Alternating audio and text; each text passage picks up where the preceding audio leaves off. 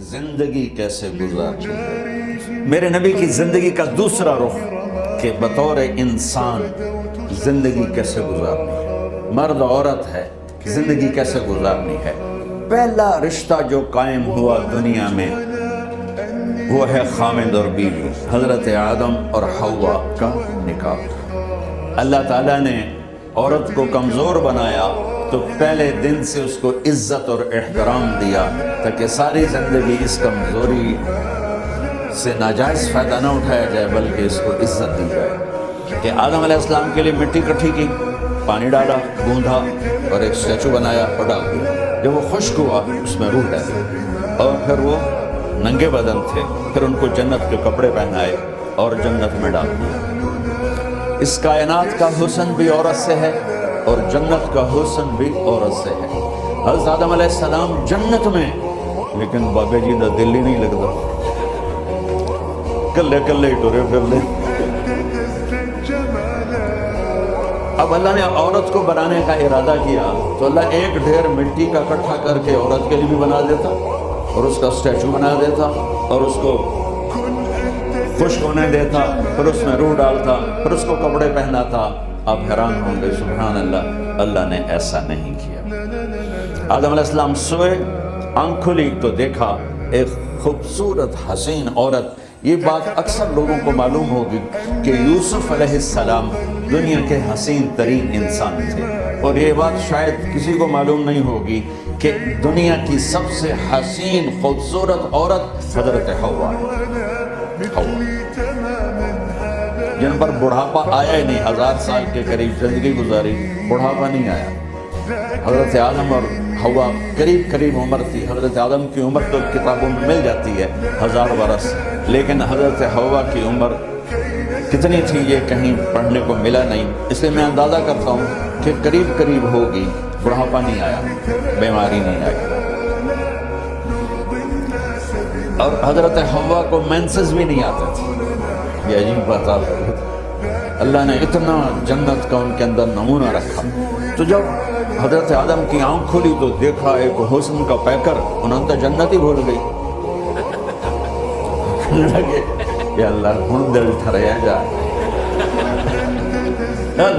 یار کون ہے؟ تیری بیگم؟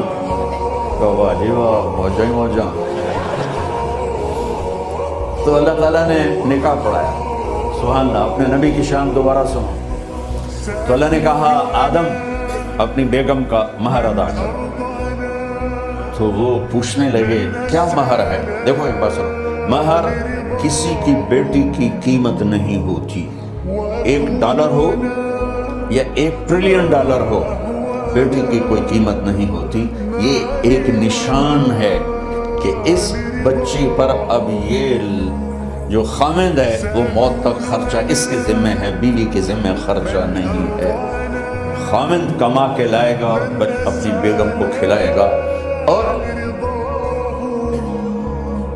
بیوی گھر کی ذمہ داری نبھائے گی۔ تو خیر وہ الگ بات چلی جائے گی۔ اللہ تعالیٰ نے کہا کہ مہر ادا کرو۔ کہا جی کیا مہر ہے؟ تو میرے اللہ نے کہا تیری نسل میں میرا آخری نبی آئے گا، اس پہ ایک دفعہ درود پڑھ دے، یہ مہر ہے۔ اچھا، شروع دن سے ہے کہ میں نے قبول کیا۔ قبول کیا کا مطلب ہے کہ میں اس لڑکی کو قبول کر رہا ہوں، اس کی کمیوں کے ساتھ بھی خوبیوں کے ساتھ بھی۔ جب لڑکی کہتی ہے سائن کرنا قبول کیا ہے، یا زبان سے کہے قبول کیا ہے، تو یہ اس بات کی گارنٹی ہے کہ میں نے اپنے اس لڑکے کو خامد ہونے کے طور پہ قبول کیا، اس کی کمیوں کے ساتھ بھی، اس کی خوبیوں کے ساتھ۔ اور جو ہی شادی ہو کر ڈولی سسرال کے گھر جاتی ہے تو ٹیسٹ شروع ہو جاتا ہے، کی کر دیے، باندھی کے میں، اٹھیندی کے میں، بول دی کے میں۔ اور اس میں بہت زیادہ نیگیٹو کردار ہے سسرال کے، کئی لڑکیوں کا، کیونکہ ہم نے اپنے نبی کی زندگی نہیں قبول کیا۔ یہ واجب ہے کہنا قبول کیا، کہ اس میں پیغام ہے کہ اب میں اس کی میں کوئی کمی ہے وہ بھی قبول کروں گی، کوئی خوبی ہے تو سر ماتھے پر۔ اور لڑکا کہتا ہے کہ میں اسے قبول کرتا ہوں اس کی خوبیوں کے ساتھ بھی کمیوں کے ساتھ بھی. یہ بات یاد رکھنا، پرفیکشن کبھی تلاش نہ کرنا، پرفیکشن کبھی تلاش نہ کرنا. اللہ نے 100 نمبر نہیں مانگے، 51، ایک نمبر اوپر ہو گیا. گناہ تمہارے 50 ہیں اور نیکی تمہاری 51 ہے، تو اس ایک پر ہم تمہیں جنت میں ڈالتے ہیں. اب کوئی خامد اپنی بیوی میں پرفیکشن دیکھنا چاہے، بیوی اپنے خامد میں پرفیکشن دیکھنا چاہے، ساس سسر اپنی بہو میں، ساس سسر اپنے داماد میں، بھائی اپنے بھائی میں، ماں باپ اپنی اولاد میں، اولاد اپنے ماں باپ میں، جہاں یہ نظر ہوگی تو وہاں لڑائی ہوگی. کمیوں کے ساتھ قبول کرو. قبول کا لفظ اتنا واجب ہے. اور ڈر تو پھر میں گئی.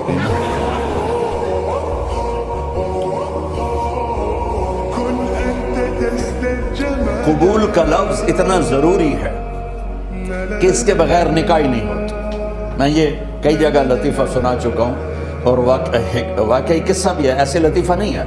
میرے دوست ہیں، ذمہ دار ہیں اچھے، تو ان کے گاؤں کا ایک بچہ چھوٹی عمر میں بسوں پہ جا کے نا وہ جاب پہ لگ گیا. تو اس کا کام ہوتا ہے بس کو صاف کرنا، ڈرائیور کو چائے پلانا، اور جہاں کہیں رش ہو تو اس کو ڈائریکشن دینا، استاد جی کٹ لو، استاد جی آن دو، استاد جی جان دو. تو یہ اس کا محاورہ بن جاتا ہے. اب اس کا نکاح ہوا تو مولانا صاحب نے کہا بھائی عبد الرحمن، میں فرضی نام لے رہا ہوں، نام مجھے اس کا یاد نہیں، عبد الرحمن زینب بنت اسلم نو تیرے نکاح دیتا 500 مہر تو قبول کیتا. تھوڑی دیر سوچ کے کہنا جی آن دیو. اس نے ساری زندگی آن دیو ہی سیکھا تھا. تو اس کے بھائی نے اس کو کوئی نہیں ماری تو کہنے لگا جی جان دیو. مولانا صاحب نے کہا آن دیو جان دیو نرکم نہیں بننا، تو آئے کہ میں قبول کیتا.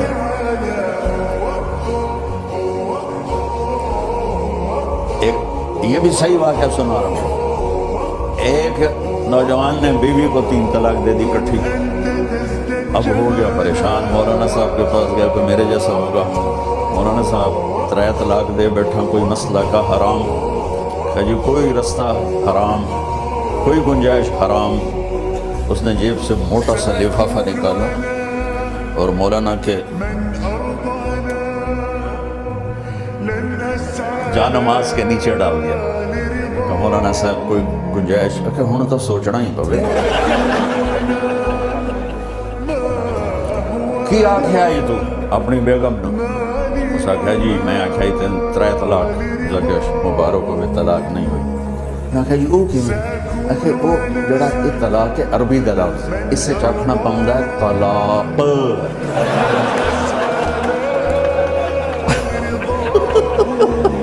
یہ آپ کو صحیح واقعہ سنا رہا ہوں. تو تم نے تو چھوٹے کاف کے ساتھ کہا ہے طلاق. وہ کاف تو کتے آلا ہے. موجہ کر ایک لفافہ ہو راوے تو چاہے ساری زندگی دا حلال کر دے. لفظ قبول اتنا ضروری ہے. تو میرے نبی نے 11 شادیاں کی، اللہ کی قسم شوق کی نہیں تھی. ما تزوجت وما زوجت الا بوحی من السماء نزل به جبریل. لوگوں سن لو میری بات غور سے، مجھے عورت کی کوئی رغبت نہیں ہے. میں نے جہاں شادی کی، جہاں بیٹی کی شادی کی، پہلے اللہ نے آسمان سے جبریل بھیج کے حکم دیا، پھر میں نے قدم اٹھایا.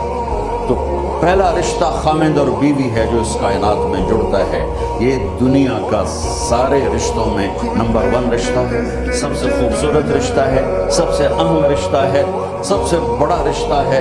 والدین کے لیے چند آیات ہیں، اولاد کے لیے چند آیات ہیں، بہن بھائیوں کے لیے چند آیات ہیں، خامد اور بیوی کے لیے سینکڑوں آیات ہیں، سینکڑوں. تو اگر آپ اپنے گھروں میں کامیابی دیکھنا چاہتے ہو، اپنے گھر کو ہاؤس کی بجائے ہوم دیکھنا چاہتے ہو، خوشی کا اگر آپ اسے گہوارہ بنانا چاہتے ہو، اللہ کی قسم ڈگریوں سے نہیں ہوگا، محبت سے ہوگا. میرے نبی سے پوچھا گیا یا رسول اللہ اسلام کا سب سے مضبوط عمل، نہیں میرے نبی نے سوال کیا، بولو بھائی اسلام کا سب سے مضبوط عمل کیا ہے؟ صحابہ نے کہا نماز. نہیں، ابھی میں نماز کی کتنی اہمیت بتا چکا. انہوں نے عرض کیا जिहाद? आपने फरमाया नहीं। तो साहबा ने अर्ज किया रोजा? आपने फरमाया नहीं। या रसूलल्लाह हज? आपने फरमाया नहीं। तो सारे सहाबा हैरान हो गए, या रसूल अल्लाह नमाज, जिहाद, रोजा, हज, तो फिर क्या है? अब सुनना सारे बहन भाई, बच्चे बच्चियां, आपने फरमाया इस्लाम का सबसे मजबूत और बड़ा अमल है आपस में अल्लाह के लिए मोहब्बत करो। अगर आप अपने घरों में हुस्न देखना चाहते हो तो एक दूसरे से मोहब्बत करो, इजहार मोहब्बत करो। और मोहब्बत के पैदा होने के लिए बहुत सारी चीज़ें हैं, लपेट के दो में कर देता हूँ, दो में। बीवी की खूबी देखो, कमी ना देखो। खामिंद की खूबी देखो, कमी ना देखो, पहली बात। दूसरी बात, इस ज़बान से जहर ना उगलो मोहब्बत के फूल। इस ज़बान से कड़वे जुमले ना हो, तंज ना हो, टॉन्टिंग ना हो, बेइज्जत ना करो, इंसल्ट ना करो, तो आपके दिल जुड़ जाएंगे। याद रखो, शक्लों से ज़िंदगी आबाद नहीं होती, ज़िंदगी अखलाक से आबाद होती। तो अपने घर से टॉन्टिंग निकाल दो। न कहा का मतलब है बारिश का ज़मीन में जज्ब होकर यकजान हो जाना। दो जिंदगियों का मोहब्बत में जज्ब होकर यकजान हो जाने को निकाह कहते हैं। न कहा आंखों में नींद का उतर के सुला देना। न कहा खामिद और बीवी का ऐसी मोहब्बत देना कि चैन की नींद आ जाए। न कहा एतमाद करना, भरोसा करना, खामिद बीवी पे भरोसा करे, बीवी खामिद पे भरोसा करे। ए नौवे लोग के फोन चेक हो रहे हो, काल कितनी कितनी, काल कितनी कितनी। इज्जत दो, एतमाद करो। चौथा मतलब दरख्त का छांव बना देना। ना कहा मियाँ और बीवी, खामिद और बीवी का मोहब्बत की ऐसी छांव बनाना कि उसके नीचे औलाद का पौधा खूबसूरती से पैदा हो सके। न कहा, सिर्फ लफ्ज़ लिखा के मतलब बता रहा हूँ। न कहा मरीज को, किधर डॉक्टर बैठे हैं, मेरे सामने बैठे हैं, मरीज को दवा ऐसी देना कि वो शिफा याब हो जाए।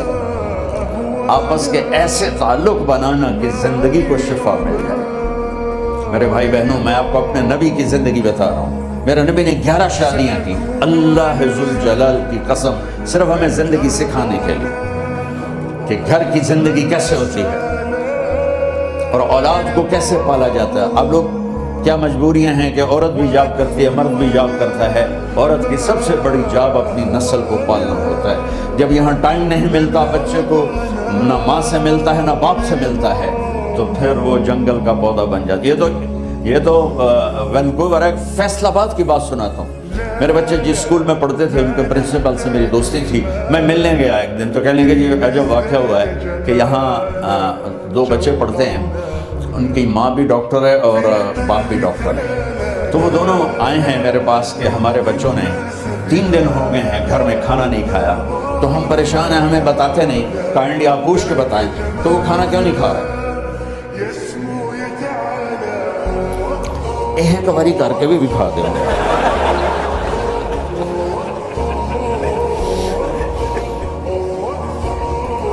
हमारा दिन इतना खुश्क नहीं, हमारे मौलवी साहबान ने ज्यादा खुश्क बना दिया।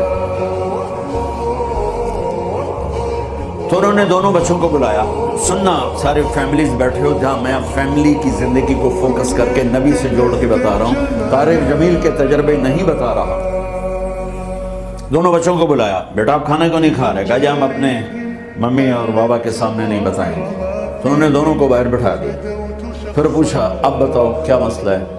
उनका सर, हम सुबह जब नाश्ता करते हैं तो हमारे मम्मी डैडी सो रहे होते हैं, हमारी इनसे मुलाकात नहीं होती।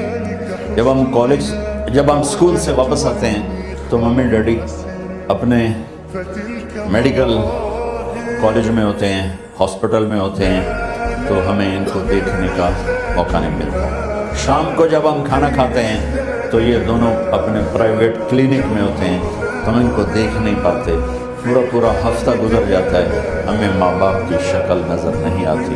तो हमने स्ट्राइक की है कि ऐसे माँ बाप की रोटी क्या खानी, जो अपनी शक्ल भी ना दिखा सकें तो इसलिए हमने कहा हमने बाइकाट किया है, घर में नहीं खाना है। तो ऐसी लाइफ मत बनाओ।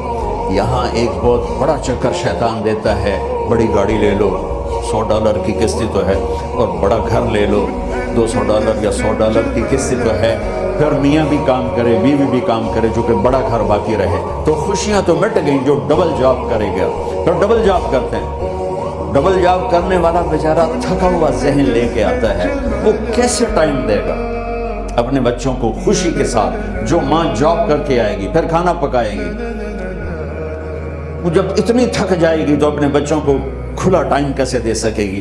पूरी कायनात की जिम्मेदारी थी मेरे नबी के सर पर, और आप इसके बावजूद रोजाना हसन हुसैन के लिए वक्त निकालते थे। और उनको आकर कोई लेक्चर नहीं, देखो माँ बाप से बात करता हूँ, लेक्चर थोड़ा दो, मोहब्बत ज्यादा करो, ये ना करो, ये क्यों किया, ये करो, ये करो, ये छोड़कर सिर्फ सीने से लगाओ, फिर मोहब्बत दो, कमियों समेत बच्चों को कबूल करो, उनकी जिंदगी तब्दील हो जाएगी। इतने बड़े नबी, इतनी बड़ी ईमानदारी और इतना दर्द सीने में कि आपके सीने से ऐसे उबलने की आवाज आती थी जैसे हांडी उबलती है। इसके बावजूद आप रोजाना कहते ऐन अल्लुका, मेरे शरारती बच्चे किधर हैं? तो वो भागे भागे आते, देखो मैं फिजिकल करके बताऊंगा ताकि आपको पता चले जिंदगी कैसे गुजर। कि मेरे शरारती बच्चे किधर हैं? 7 बर्रे आजम की जिम्मेदारी है, वो थोड़ी छोटियां छोटियां जॉबां, तो तुझे कहते हो बिजी बड़े हैं, बिजी बड़े हैं। मेरे नबी पे 7 बर्रे आजम के इंसानों की जिम्मेदारी है, और आखिरी आने वाले इंसान तक की जिम्मेदारी है। इससे बड़ी जॉब किसकी होगी कायनात में? और फिर आप रोजाना आते हैं ऐन अल्लुका, मेरे शरारती बच्चे किधर हैं? तो हसन हुसैन भागे भागे आते, आप उनके लिए यूं हो जाते थे, आओ भाई मेरी कमर पे चढ़ जाओ। अपने नबी की अजमत को जानो कि उन्होंने जिंदगी कैसे सिखाई। चांद के 2 टुकड़े कर देना कोई मामूली बात है, आसमान चीर के चले जाना मामूली बात है, एक जिंदगी सिखा के जाना सबसे बड़ी बात है। कितनी औलादें बर्बाद हो गई माँ बाप की वजह से, कितने घर उजड़ गए सास ससुर की वजह से, कितने घर उजड़ गए लड़की के बदतमीज होने की वजह से, कितने घर उजड़ गए लड़के के शराबी और बाहर की गंदगी की वजह से।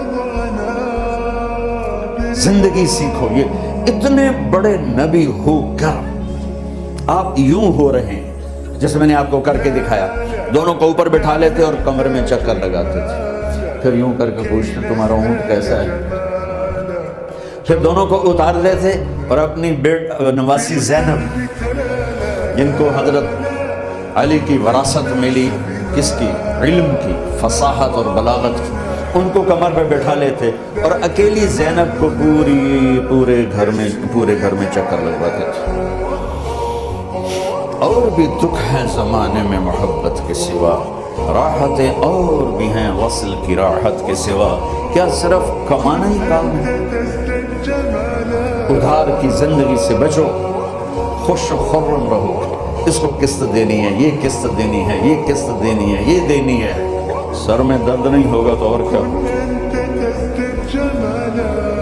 तो आप इतने बड़े अजीम होकर वक्त निकाल रहे हैं। और हज़रत अबू हुरैरा फरमाते हैं मेरी आंखों ने देखना सारे कि आपने कभी हसन कभी हुसैन, यहाँ जैसे माएँ करती हैं, इधर खड़ा किया हुआ है और झूला झूला रहे हैं ऐसे, और उनके दोनों हाथ पकड़ कर कह रहे हैं आ जाओ, ऊपर आ जाओ, ऊपर आ जाओ, आगे पहाड़ी है, ऊपर आ जाओ, आगे पहाड़ी है। तो ऐसे ऐसे आते, और ऊपर आओ, वो यहाँ आ जाते, आगे आओ, वो यहाँ आ जाते, आगे आओ, वो यहाँ आ जाते, तो फिर आप यूँ हो जाते, आगे आओ, तो चढ़ते चढ़ते यहाँ आ जाते, यहाँ तो यहाँ आ जाते, तो आप उनके हाथ फिक्स करके आगे बढ़कर उनके होठों का बोसा लेते और कहते या अल्लाह मैं इनसे प्यार करता हूँ, तू भी इनसे प्यार कर। भाइयों अल्लाह की कसम, पैसे सोने चांदी से जिंदगी में खूबसूरती नहीं आती, नबी की गुलामी से जिंदगी में खूबसूरती आती। इतने बड़े नबी हैं और हजरत आयशा से कह रहे हैं दौड़ लगाएं। यहाँ کسی مولانا سے پوچھو، اپنی بیوی سے کبھی کہا نا کہ دوڑ لگائیں؟ الٹو سوتا لے تو کھلو جاوے گا۔ عائشہ دوڑ لگائیں؟ اور واپسی کہاں سے ہو رہی ہے؟ دوڑ کہاں لگ رہی؟ جہاد کے سفر سے واپسی ہو رہی ہے۔ اور آپ نے اپنے صحابہ سے کہا سب آگے چلے جاؤ۔ جب سارے آگے چلے گئے تو کوئی نظر نہیں آ رہا، تو ہم نے کہا عائشہ آؤ دوڑ لگائیں۔ تو حضرت عائشہ کہتے ہم نے دوڑ لگائی تو میں آگے نکل گئی، لیکن ابھی پیچھے رہ گئے۔ کچھ سال گزرے تو پھر ہم سفر سے واپس آ رہے تھے، تو آپ نے صحابہ سے فرمایا سب آگے چلے جاؤ، چلے گئے۔ آپ نے کہا عائشہ دوڑ لگائیں؟ یہ لگائیں۔ تو ان دنوں میں ذرا موٹی ہو گئی تھی، تو پھر اللہ کے نبی آگے نکل گئے، میں پیچھے رہ گئی۔ تو آپ نے کہا عائشہ ہذہ بتلک، آج تو اور میں برابر